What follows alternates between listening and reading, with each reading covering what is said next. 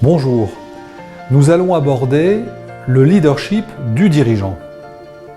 En étudiant ces dimensions comportementales, les différents styles de leadership et les pièges que cela recèle, après cela, vous serez en mesure de conduire votre entreprise avec succès et d'avoir des collaborateurs, des partenaires qui vous font confiance.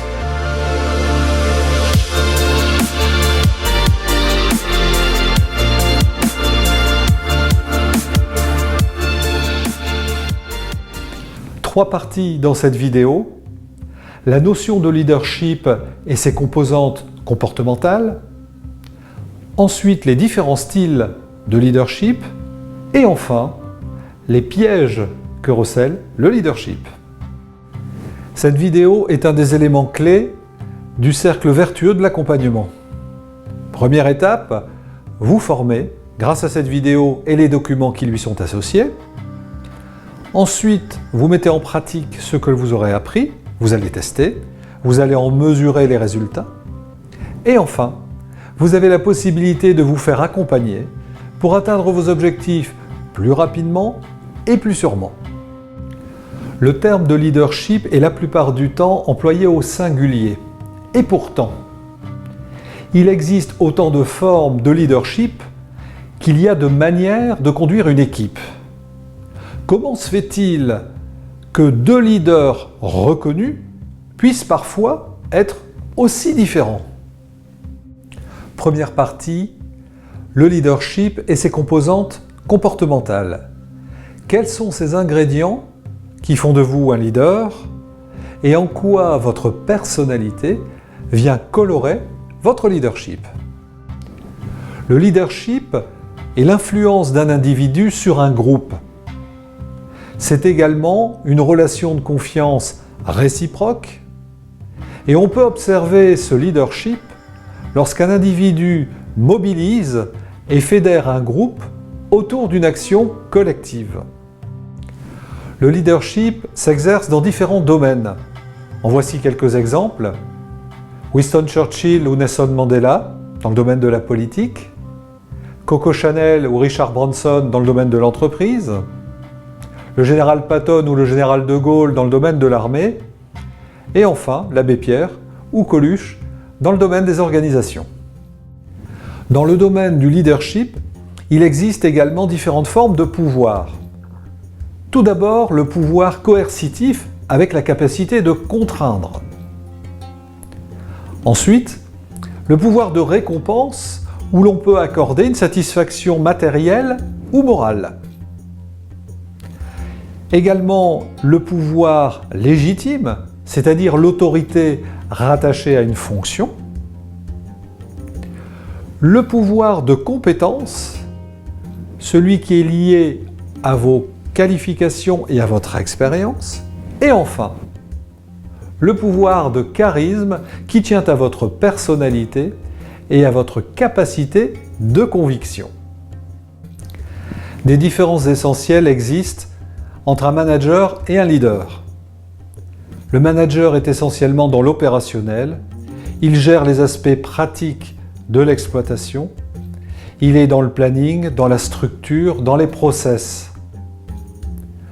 Le leader, lui, prend du recul, il est davantage dans l'humain, dans l'émotion, il anime les équipes, il les motive et il montre la voie.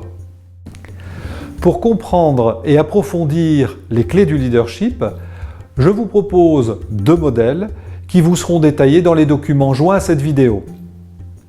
Les niveaux logiques avec nos différentes composantes, nos comportements dans un environnement donné, nos capacités et nos compétences, et à un niveau plus profond, les valeurs, les croyances qui nous animent, et notre identité et la mission qui est la nôtre.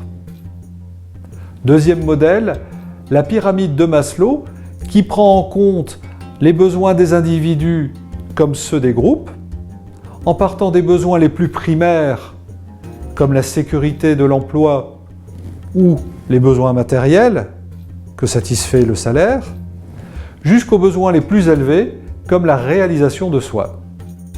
Deuxième partie, les différents styles de leadership Parmi les nombreux modèles recensés, je vous en propose 6 qui me semblent les plus représentatifs. Une illustration du leadership dans le monde du football avec de grands entraîneurs dont la forme du leadership aura pu être fort différente. Ce leadership aura tantôt été pragmatique, fédérateur, passionné, visionnaire ou empathique. Je vous propose 6 formes de leadership qui résument bien tout ce que j'ai pu trouver dans la littérature sur le sujet. Tout d'abord, le coercitif. Faites ce que je vous dis. C'est un style qui est utile en situation de crise lorsqu'il faut aller vite et trancher. Le visionnaire, qui donne du sens, voire qui fait rêver les équipes. Le participatif, qui est capable de dégager un accord et un consensus. Le collaboratif, qui s'appuie sur la force du groupe. L'accompagnateur, qui fait grandir ses équipes et qui les rend autonomes.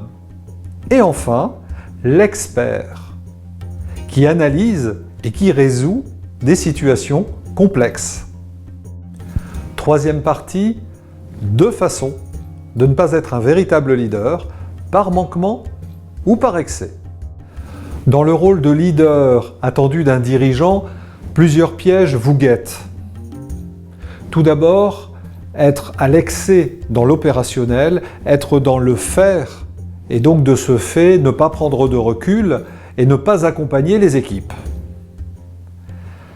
Ne pas être à l'écoute, ce qui vous prive d'informations précieuses et altère la relation avec vos collaborateurs. Être dans le même esprit, dans une tour d'ivoire, perdre le contact. Avoir des problèmes liés aux objectifs, c'est-à-dire des objectifs soit trop flous, on ne sait pas où l'on va exactement, ou des objectifs trop ambitieux, qui ne sont pas atteints, qui stressent et qui démotivent. Et enfin, les excès liés à votre profil, qui font que votre comportement remettra en cause votre légitimité de leader. Vous disposez maintenant des bases théoriques nécessaires avec cette vidéo et les documents associés. Il faut maintenant mettre ces éléments en pratique, tester, mesurer, corriger. Et enfin, vous avez la possibilité de vous faire accompagner pour avancer plus sûrement et plus rapidement vers l'atteinte de vos objectifs. Merci de votre attention. Demandez gratuitement les documents qui complètent cette vidéo.